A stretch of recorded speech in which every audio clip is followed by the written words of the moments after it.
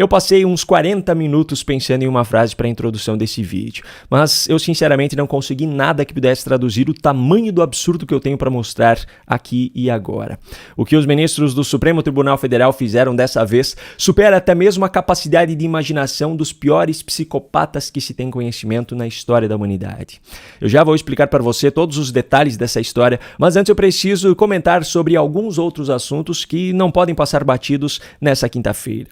Primeiro, o governo Lula aumentou drasticamente o imposto sobre a importação de painéis solares. As mudanças anunciadas incluem um aumento de 10,8% para 20% de imposto sobre fios de fibra de vidro, aumento de 9% para 25% sobre outras chapas de folha de vidro e aumento de 16,2% para 25% para a categoria outros copos de vidro.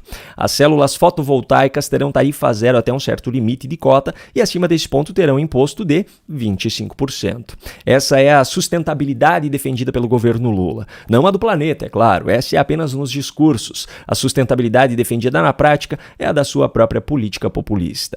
Outro assunto que não poderia passar batido é o Janjapalooza, que é como está sendo chamado o Festival Aliança Global contra a Fome e a Pobreza, que antecederá a cúpula do G20 no Brasil. Foram anunciados os nomes das 30 atrações que se apresentarão no evento, e podemos dividi-los nas categorias muito militantes, como é o caso de Fafá de Belém, Daniela Mercury e Diogo Nogueira, e os demais, que são um pouco menos militantes. Assim como em qualquer evento que esteja relacionado a Lula ou Janja, não poderia faltar uma grande hipocrisia. Os artistas receberão um cachê simbólico de R$30 mil cada, mesmo aqueles que nem recebem isso em eventos da iniciativa privada, para se apresentarem em um evento supostamente contra a fome e a pobreza.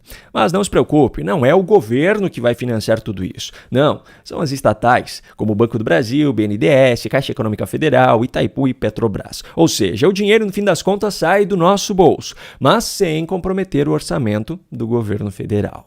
Bom, agora vamos ao principal assunto do vídeo. Você já deve estar sabendo do caso das explosões que aconteceram na noite de ontem, próximas aos prédios do STF e do Congresso Nacional. Para aqueles que não acompanharam o caso ou não tiveram acesso a todas as informações, eu vou resumir muito rapidamente. Um cidadão identificado como Francisco Vanderlei Luiz detonou o próprio carro próximo ao Congresso Nacional e tirou a própria vida com artefatos explosivos na Praça dos Três Poderes, em frente ao prédio do Supremo Tribunal Federal. Há, inclusive, imagens que mostram o momento em que isso aconteceu, mas são imagens fortes e eu não vou mostrá-las aqui. O Francisco, conhecido como Tio França, foi candidato a vereador em Rio do Sul, Santa Catarina, em 2020, mas não foi eleito. Ele foi candidato pelo PL e isso está sendo enfatizado pela imprensa, mas em uma coligação com o PDT, o que não está sendo mostrado pela imprensa.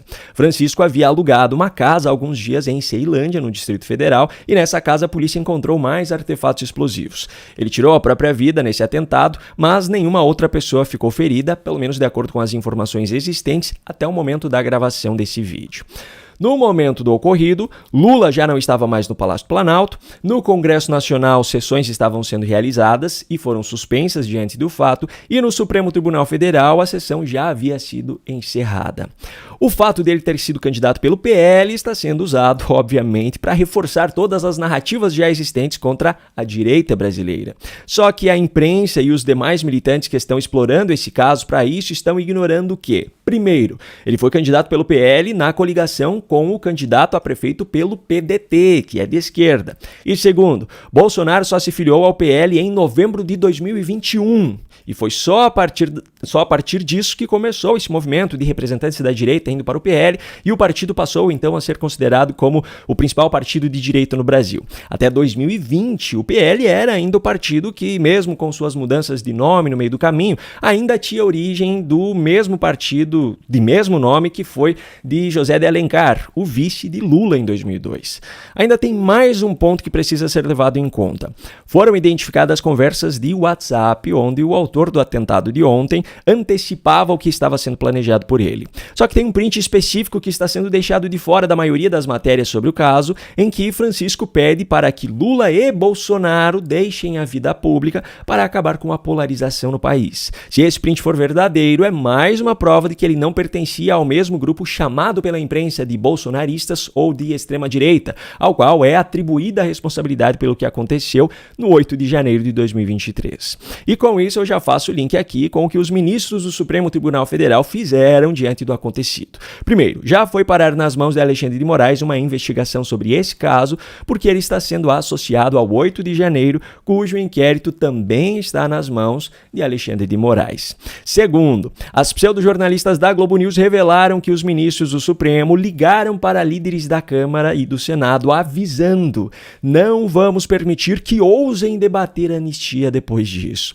Pelo amor de Deus, por mais imoral que seja essa afirmação, vamos tentar racionalizar a análise aqui. Primeiro, o PL da anistia tem como único objetivo trazer justiça àqueles que foram alvos de aberrações jurídicas, àqueles que praticaram depredação ao patrimônio público, mas foram condenados por tentativa de golpe de Estado e vários outros crimes fantasiosos criados pelos ministros que os julgaram. E segundo ponto, desde quando o ministro do STF pode apitar o que pode e o que não pode ser discutido no Congresso Nacional? Ministros do STF são integrantes do Poder Judiciário. Como é possível que eles cheguem a esse ponto de autoritarismo e ninguém faça nada? Eles simplesmente se transformaram em donos do Brasil. Eles simplesmente aboliram a divisão dos três poderes, a independência entre poderes prevista na Constituição Federal.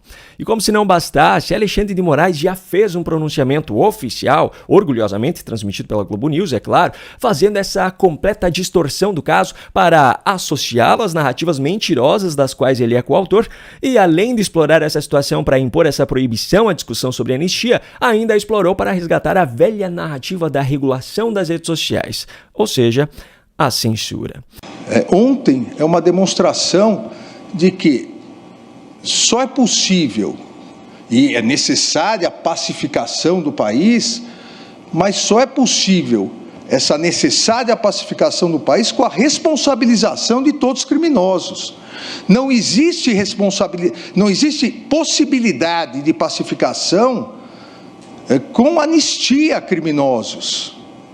Nós sabemos, e vocês que atuam no Ministério Público sabem, que o criminoso anistiado é um criminoso impune, e a impunidade vai gerar mais agressividade, como gerou ontem, que as pessoas acham que podem vir até Brasília, tentar entrar no Supremo Tribunal Federal para explodir o Supremo Tribunal Federal, porque foram instigadas por muitas pessoas, lamentavelmente várias com altos cargos na República, foram instigadas a agredir, foram instigadas a atacar, foram instigadas a tal ponto que hoje se utilizam de bombas para isso. Então, as autoridades públicas, aqueles que defendem a democracia, devem se unir exatamente para que haja responsabilização, para que haja uma regulamentação das redes sociais. Não é possível mais esse envenenamento constante pelas redes sociais. Olha, eu não sei qual era a intenção desse cidadão que cometeu esse atentado suicida e eu faço questão de deixar claro, caso ainda não tenha ficado, que eu repudio qualquer atitude que exceda os limites da lei e o debate pacífico.